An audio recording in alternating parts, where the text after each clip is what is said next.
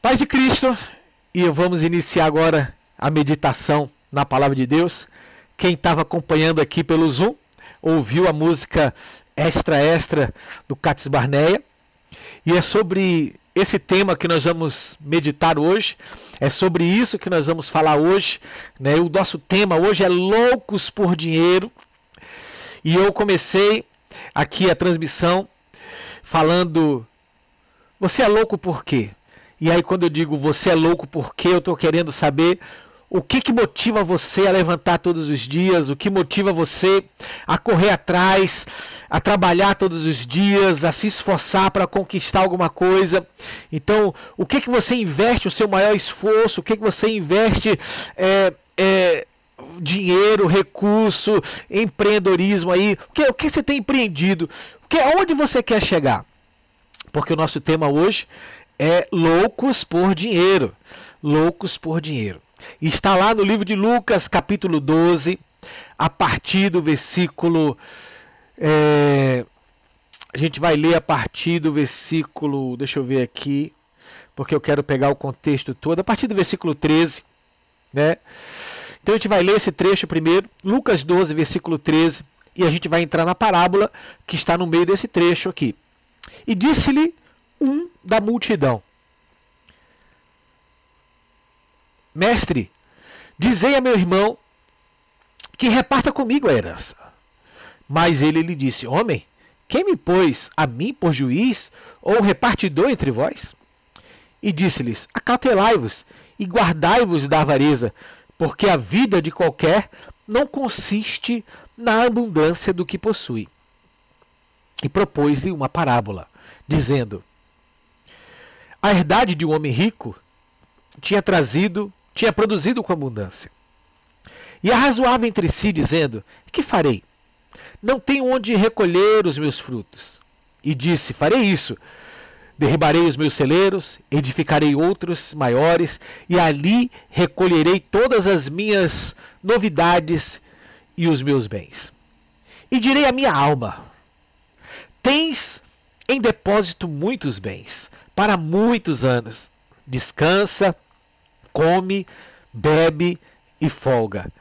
Mas Deus lhe disse: Louco, esta noite te pedirão a tua alma, e o que tens preparado, para quem será? Assim é aquele que junta para si tesouros e não é rico para com Deus. Johnny, o que tens preparado para o último dia? Palavra forte, palavra dura, uma palavra de sabedoria para as nossas vidas, e eu quero então desafiar você a colocar o seu coração agora no centro da vontade de Deus e ouvir do Senhor aquilo que Ele tem para mim e para você. Antes de Jesus começar a contar a parábola, né? E antes dele começar então a entrar nesse contexto aqui da parábola propriamente dita, ele foi interpelado por uma pessoa, alguém da multidão. Então isso é muito importante a gente entender que não foi a pergunta de um dos discípulos. E quando a gente separa agora multidão e discípulos, discípulo a gente entende que tem uma maturidade, discípulo a gente entende que mesmo que esteja ainda crescendo, que tenha muita coisa para aprender, que ainda pise na bola em algumas horas e tenha os seus momentos ainda de precisar se arrepender, de precisar se colocar de novo no posicionamento do Senhor. Mas existe uma grande diferença entre um discípulo e alguém da multidão. Então, quem interpela Jesus é alguém da multidão. E a multidão a gente pode entender com todas aquelas pessoas que são amigas do Evangelho. Aquelas pessoas que até vão para a igreja. Por que não? Mas escolhe o dia. A igreja não é prioridade na vida dela. Na verdade, Cristo não é prioridade. Porque quando eu falo a igreja não é prioridade, é porque nós vamos para a igreja não pela igreja, não pelo local, a gente vai por lá por quem está lá.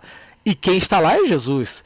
E também nós temos o entendimento que igreja não é o lugar que nós vamos, mas é quem nós somos quando estamos reunidos uns com os outros. Nós somos igreja.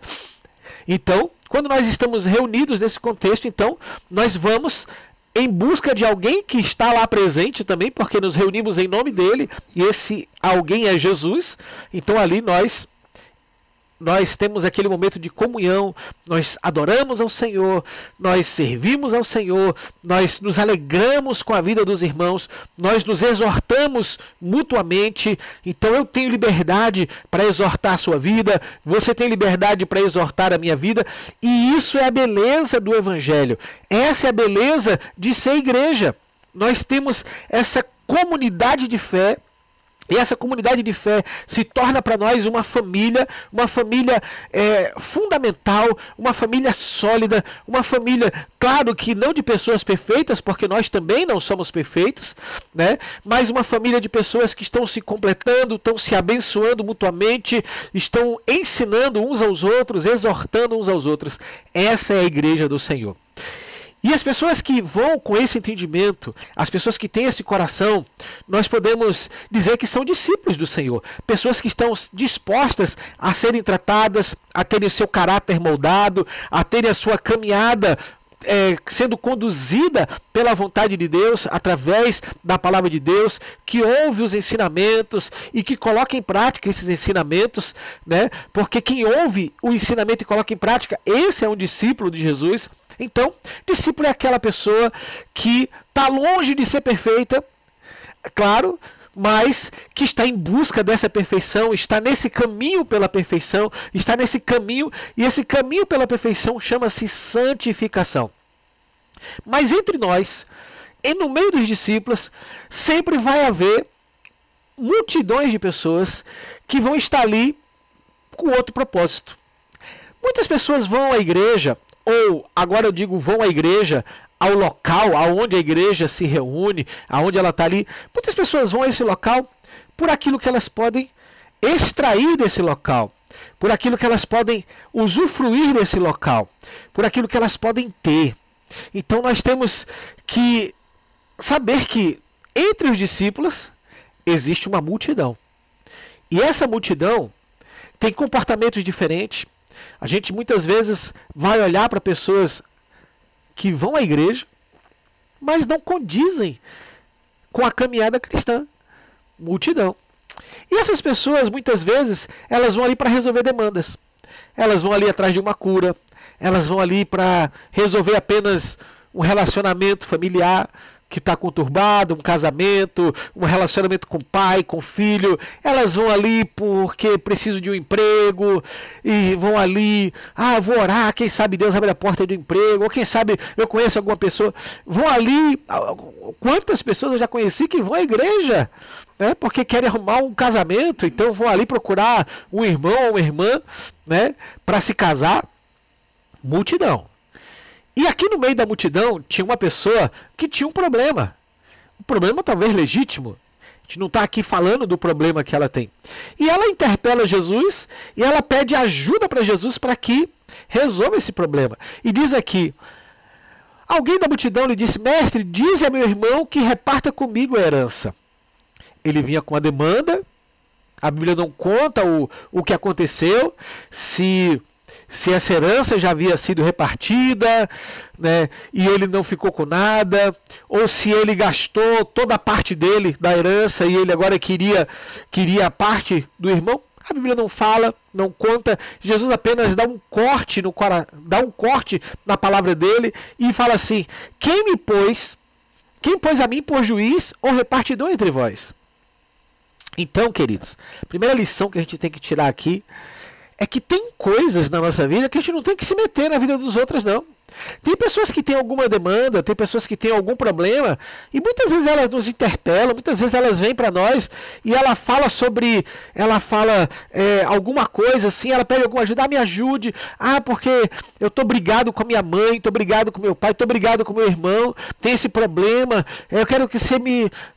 Olha, tem coisas que a gente não deve se meter. Jesus não se meteu em tudo que vieram pedir, não. A prova está aqui, ó. O cara veio pedir ajuda para ele, ó. Ajuda aí, convence o meu irmão, conversa com o meu irmão, né? Para que ele divida a herança comigo. Jesus falou assim: quem me pôs como juiz entre vocês ou repartidor entre vós, né? Então, tem momentos na vida que você não tem que se meter em todo o problema, não. E tem horas que você não tem nem que saber. O melhor seria que você nem procurasse saber o problema que algumas pessoas estão passando, porque esses problemas vão roubar você da presença do Senhor. São problemas que muitas vezes vão nos afastar do Senhor. São problemas que nós vamos nos envolver emocionalmente, sentimentalmente. E olha, já aconteceu isso várias vezes em nossa caminhada. E graças a Deus, Deus tem dado discernimentos sobre nossas vidas, sobre muitas coisas. É claro que, como pastores, algumas vezes a gente ouve algumas pessoas e a gente caminha um pouco mais com elas, porque a gente quer entender o que está acontecendo, mas tem áreas que a gente não entra, não. Há áreas que a gente não se mete, porque a gente não sabe o que está por detrás, a gente não conhece o contexto por detrás. Teve uma certa pessoa que passou em nossa vida aqui há pouco tempo, passou por nossa vida, né? E ela falou muito mal de uma outra família. E se a gente tivesse ouvido o que ela falou sobre aquela outra família, o nosso relacionamento com essa outra família seria um péssimo relacionamento. A gente já estaria com o pé atrás. Mas é que a gente filtrou o nosso coração, colocou ali uma tela, colocou ali uma proteção, blindou no Senhor, e parece que nada do que ela falou sobre aquela família nos influenciou, e nós temos inclusive um excelente relacionamento com essa família que ele não conseguiu ter, que eles não conseguiram ter. Então a gente entende que existem situações e problemas que pessoas estão passando, que o problema é dela, e a gente não tem que meter a mão. Jesus não meteu a mão em tudo, mas Jesus vai alertar para ele, né? Tenha cuidado com uma coisa, porque Jesus identificou na vida daquela pessoa que o problema dela não era a repartição da herança. O problema dela era uma coisa chamada avareza. E aí ele fala aqui no versículo 15: disse-lhes: acautelai-vos e guardai-vos da avareza, porque a vida de qualquer pessoa não consiste na abundância do que possui. Então tem pessoas que têm um coração voltado para ter. Olha como eu conheço pessoas que têm problema com dinheiro. Porque parece que quanto mais tem, mais quer ter. Quando sabe que tem um lugar onde ela pode tirar um dinheirinho, ela quer tirar o dinheirinho. Se ela pode tirar o dinheiro de alguém, mesmo sem estar precisando, ela tira. São pessoas que têm avareza no coração, pessoas que são levadas pelo dinheiro, pessoas que se tornam cegas e pela obsessão de ter cada vez mais. São pessoas loucas por dinheiro. E essas pessoas se tornam avarentas, se tornam cegas, se tornam pessoas intransigentes, pessoas egoístas, pessoas que só olham para a sua necessidade e não está nem aí para o problema do outro. Pessoas que querem que as suas dívidas sejam perdoadas, mas não perdoa a dívida de ninguém. Lembra da parábola daquela pessoa que teve uma grande dívida perdoada, mas não perdoou a dívida do seu conservo? São pessoas loucas por dinheiro, movidas por isso, que têm um coração voltado por isso. Mas Jesus disse: tome cuidado com a avareza, acautelai-vos. E ele disse: porque a vida de qualquer pessoa não consiste na abundância daquilo que ela possui. E eu vou fazer aqui um parênteses nisso que Jesus falou. Sim, a vida da pessoa consiste naquilo que ela possui.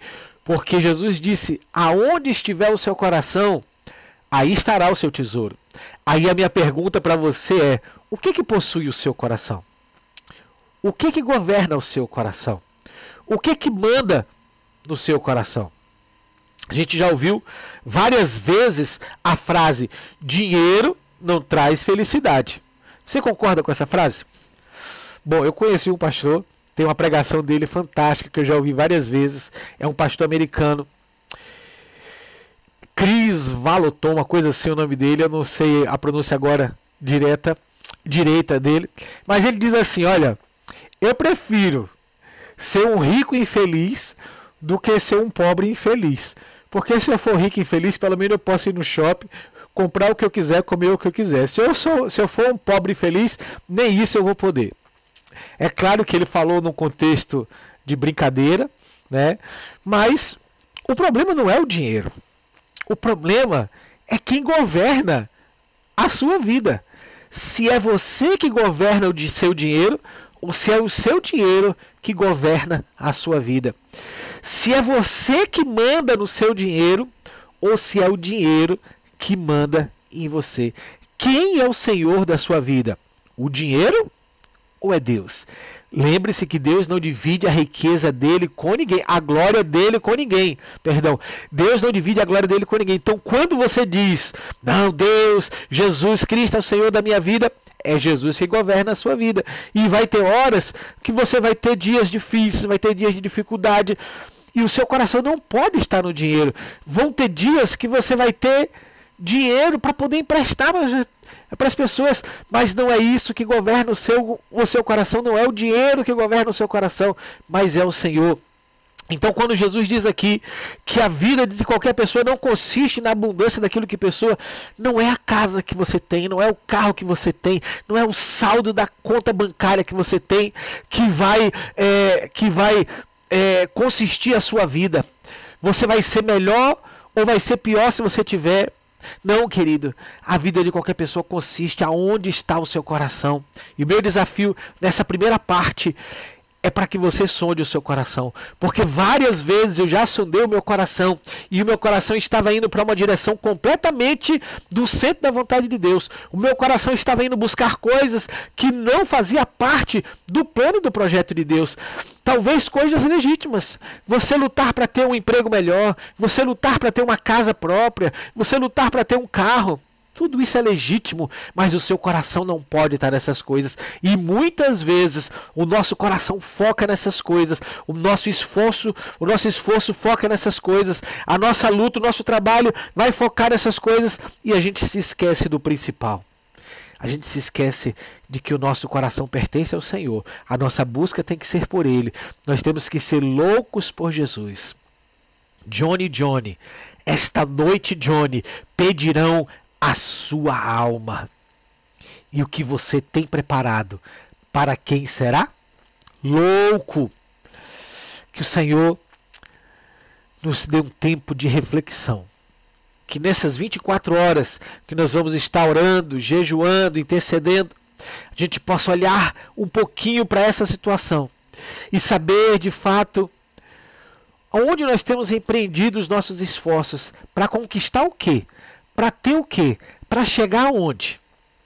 E se você souber responder isso honestamente, você vai poder ou continuar com seu foco correto, ou o meu desafio para você, e que muitas vezes é meu desafio pessoal, refocar minha vida, refocar minha caminhada, voltar os olhos para Cristo, voltar a me direcionar para Cristo e dizer, Senhor, eu confio em Ti, que o cuidado e a provisão vem do Senhor, que a bênção vem do Senhor, não do trabalho que eu faço, mas que o Senhor que abençoa o trabalho das minhas mãos, e eu volto a minha vida novamente para Ti. Talvez hoje você precise colocar a sua vida de novo no altar de Jesus, se reconectar com aquilo que é importante, se arrepender e dizer, o que mais importa na minha vida é estar na presença do Senhor. Que Deus te abençoe, que Deus te guarde, que Deus te sustente e que essa palavra produza frutos nos nossos corações. Em nome de Jesus. Amém.